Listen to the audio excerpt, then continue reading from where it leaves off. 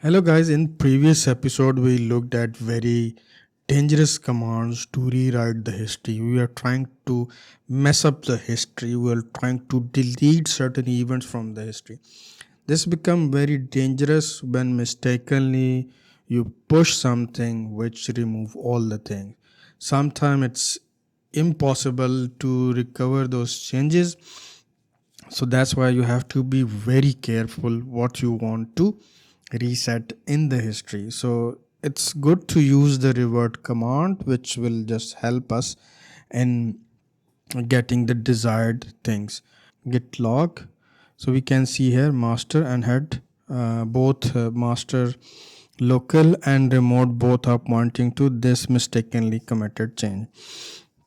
Now we want to get rid of this change. So one thing is hard reset, where this change will be removed, but you don't know like if you have but it's really difficult. You have to be really very careful when you want to mess with the history. So we'll use the simple command git revert, and we will use IEF.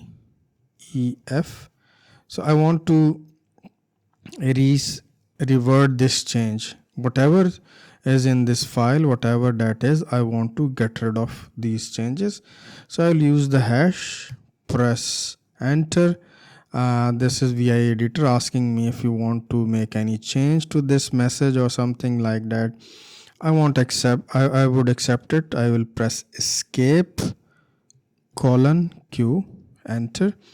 Now the changes has been made. So git log, we can see here our local now contains a revert here.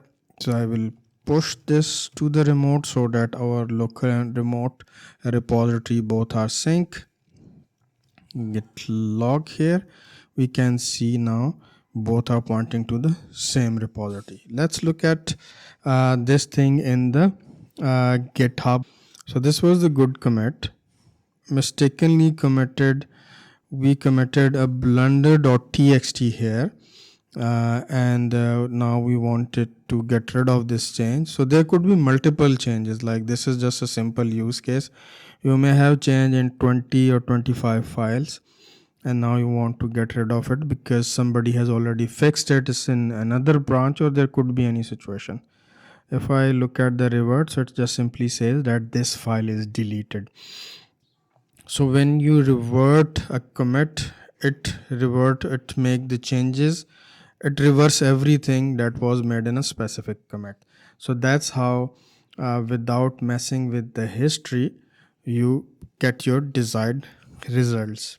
Okay, now see you in the next lecture. Thank you. Please subscribe to our channel.